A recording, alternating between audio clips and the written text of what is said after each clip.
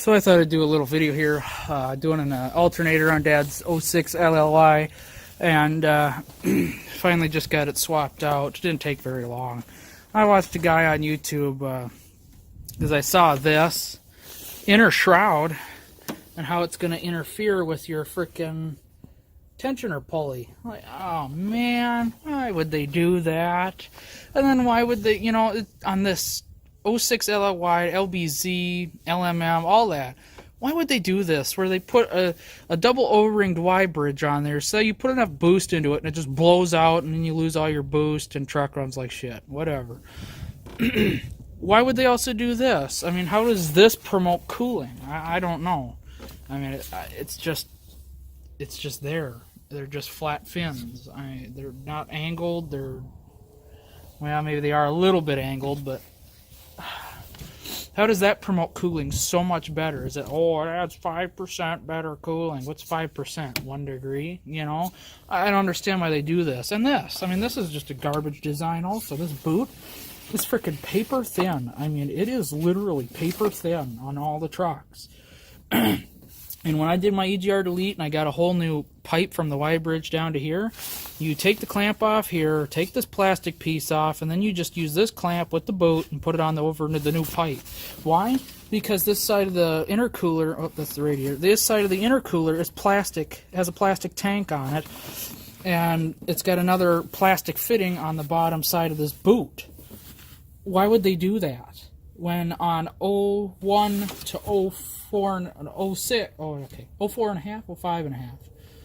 On 01 to 05 and a half, they had a metal tank on both sides with just metal, you know, fittings for the thing to go over. I don't understand why they did that. It's just a complete and utter freaking shit show. I don't understand that whatsoever. It's literally, I think that's probably a cheaper design. And probably not in the cost sense, because they had to come up with this shit, you know, and they could have just stuck with a metal intercooler on both sides that isn't going to blow apart at some point in the future or crack or anything like that. So his O-rings have been leaking on here, so the boot's just frickin' filthy. I wipe my hands off, but I mean, it doesn't take, you know, just frickin' nasty. So at some point we're going to do his EGR delete and Y bridge and all that good stuff. We're probably just going to pull the engine, do head studs, all that good stuff all at once, get it all done. But I like that guy on YouTube, he said to pull the intake, which I guess I agree with. It did help, I guess, because I just pulled this off. You pull this clip up, which you stick a screwdriver in here, you pop the clip up.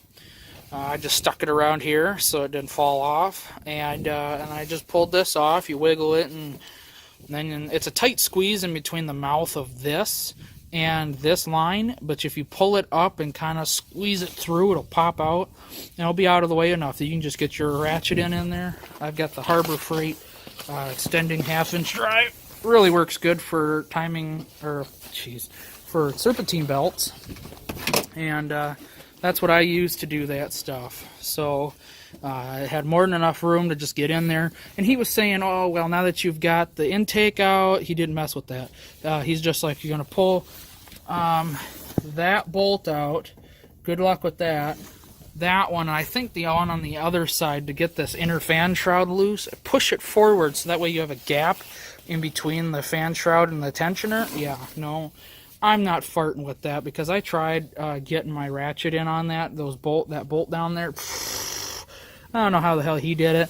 I literally just pulled this off. And if yours is leaking, you want to do this ahead of time, like order a new O-ring or go to the dealership and get a new O-ring for this thing, because they have a tendency to leak, probably on both ends. But if you want to do both ends, you know, you have fun with that. But yeah, this is a shit show compared to doing an alternator on that. Probably takes 15 minutes tops. And on here, you know, you're into a half hour, 45, with putting the intake back in and shit. It's just stupid.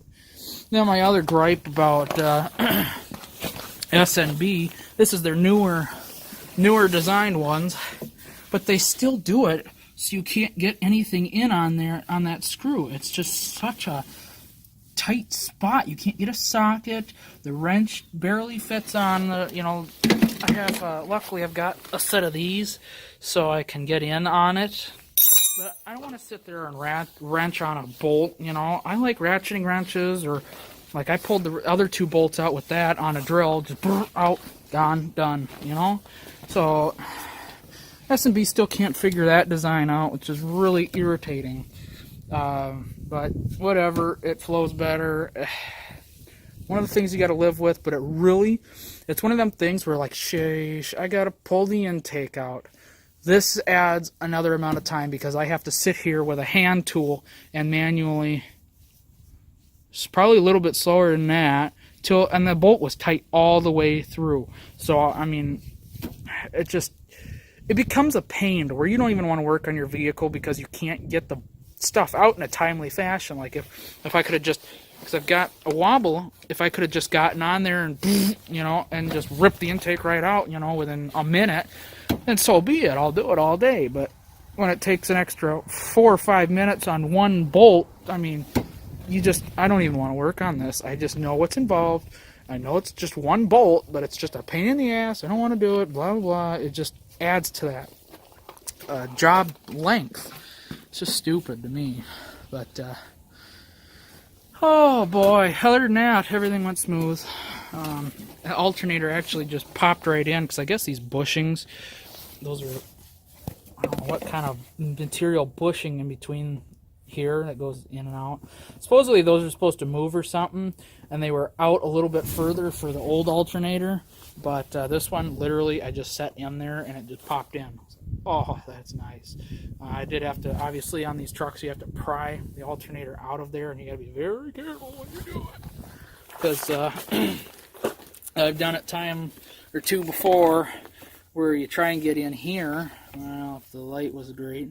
You try and get in on the back side of the alternator here, and you accidentally get your pry bar against this. You hear a little crack, and you're like, shit. And you break the electrical connection on there. You gotta be real careful of that. Be very, very mindful. So, it's take your time. It gets done. But now I gotta put the intake back in. And I really almost don't want to just put that one bolt in. Just put the other 2 in. Because literally, the old intake, the factory intake, once you undo the clamps and stuff from the hoses, all that good stuff, it just comes right out. Just pull on it. You know, why can't this one? I just pull on it and pull, you know, just have the 2 bolts that are easy. Why do I need a 3rd bolt to hold it? It's beyond me, because things are getting a little crusty in here. I sure as heck don't want to do thread chase or all that garbage. I don't know, call me lazy, but just a pain in the ass at this point.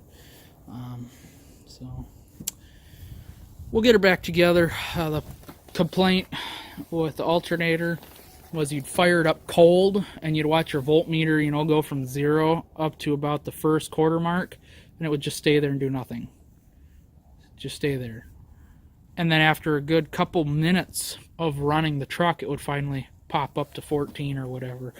So it's got a latency. I don't know what's going on. My 01 had that for the longest time too, until I put a new alternator in there. And now when you fire it up, it goes kaping, which is nice.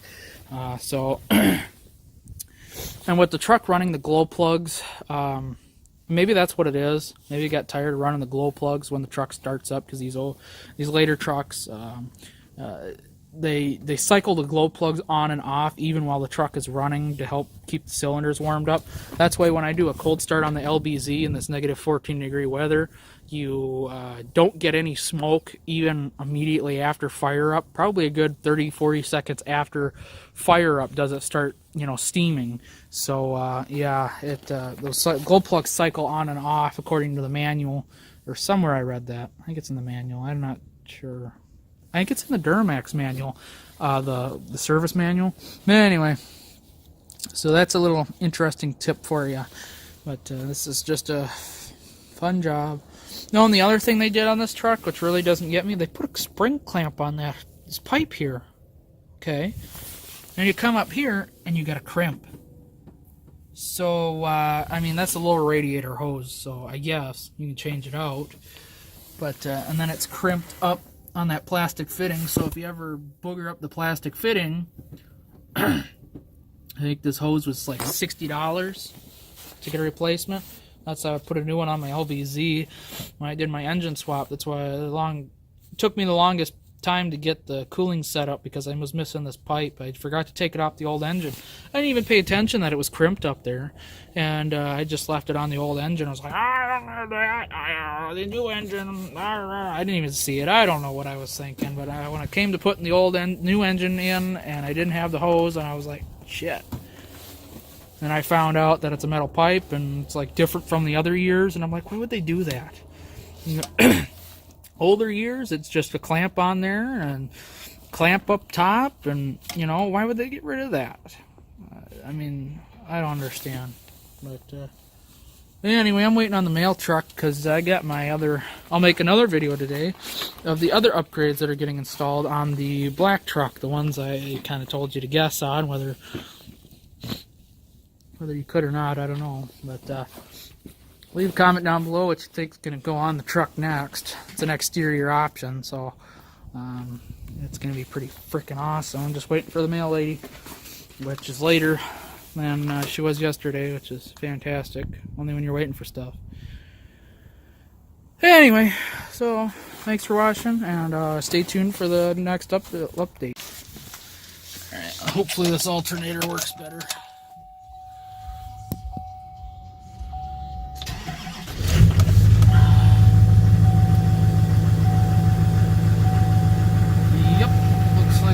Charging, so that's good. Not exactly, it's working its way. I'm hoping me and Dad didn't pooch this alternator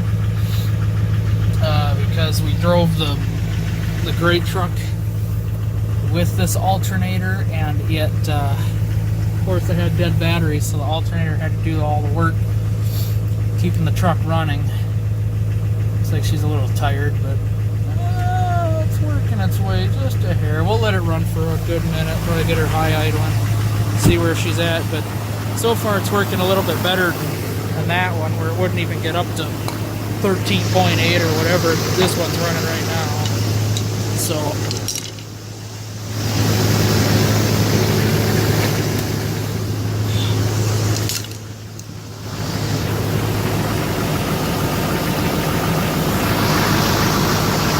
gave her a quick start just to make sure that the alternator, the old alternator, was still acting up before I went ahead and did the work.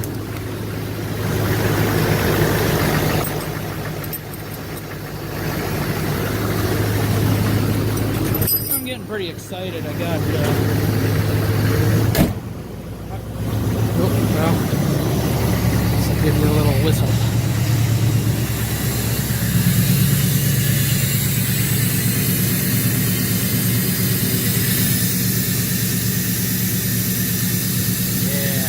Love the whistle.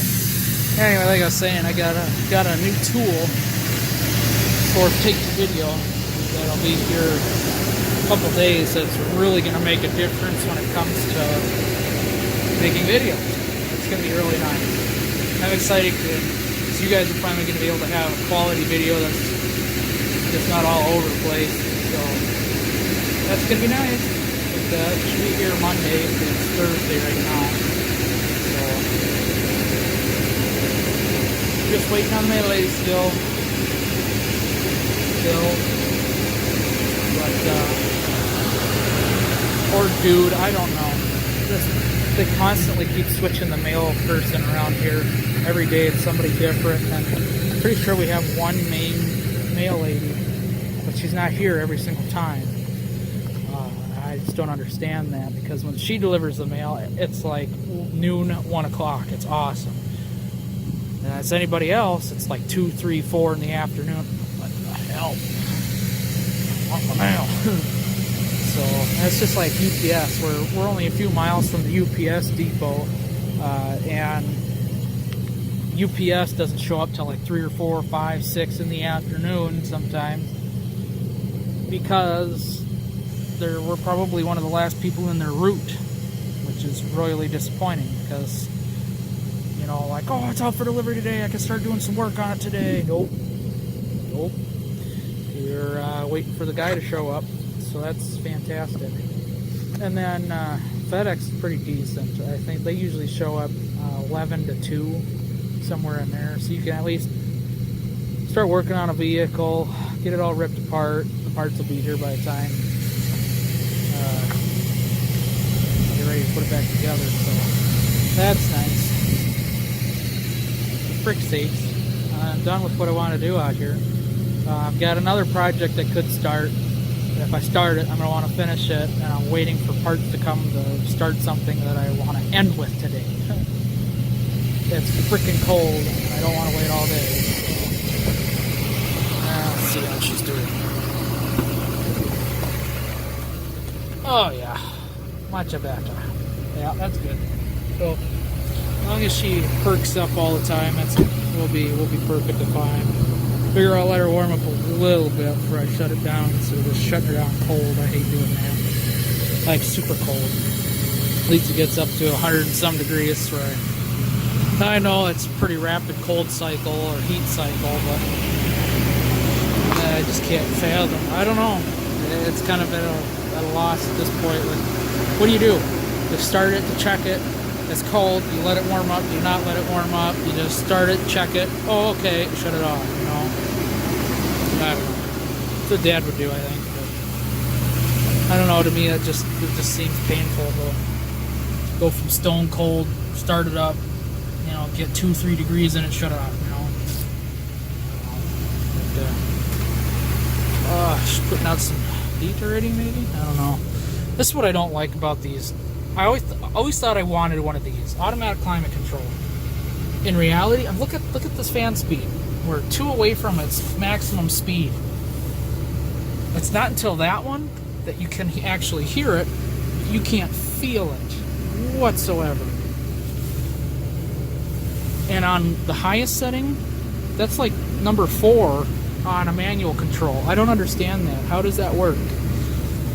That your fan speeds don't go as high as the manual controls with pretty much the same blower motor. I don't understand that. I think my Cadillac was the same way too, so I don't know. That's really annoying to me. I just want my warm air fast. And y'all don't freaking crank up. If I got a new blower motor into this one, I locked it. Oh man. It's getting over cold, standing outside, trying to find my keys. There we go. And I put a new blower motor in this one, so that's nice. It's pretty quiet. That's the old one I took out of the 05 LLY. Berg. We're just gonna drain the battery. Oh, let her quit beeping. Doo-doo-doo. Alright, there we go. Sorry. So that's number 3. Number 4 still doesn't work. I could replace the blower motor resistor, but she cranks, so that's good. So, oh, that's a brand new AC Delco, so that's nice. That is nice, yeah. I guess I'll show you the other upgrade that I was wanting to do, but it's just going to take too long. And I don't want to end with that project today. Don't even want to start it. It's going to be a decently long project. Probably a good hour and a half farting around. Here we are. Bet you didn't know that existed. It's a backup camera in a bezel for the 01 or 99 to 07 trucks. Comes with everything you need, obviously. It's pretty plug and play. One sucky thing I'm not looking forward to is you have to drill into the rear tailgate. Master tailgaters. And I bought one for both trucks because I have a backup camera on this truck that I made out of a custom license plate bracket and stuff. For some reason I constantly keep losing power to the thing. It never wants to work. I don't know what the hell the problem is. I'm so frustrated with it. So I think it'll be pretty decent, but the only thing I'm not looking forward to is that bezel and the pop lock. Something's gonna have to change here, and I don't know how that's gonna work. or if it's going to work. So, damn it, deal. There's key fobs at the very bottom, as usual.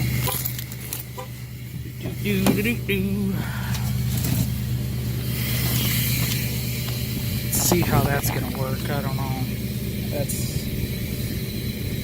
going to have to trim that, which I don't care. I guess I really don't care to do. If I have to, you know. Shouldn't be that big a deal. That's going to have to get cut off, I think.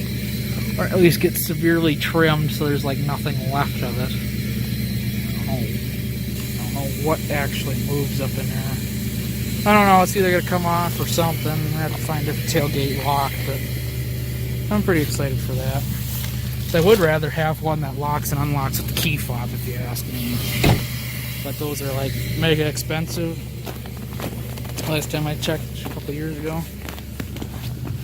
But I might have a couple pop blocks for sale. We'll see. We should see. Should be warm enough, right? Doesn't have to be an all-day deal. Yeah, she's charging nice and good now, so get her to come down a bit here. Thank you.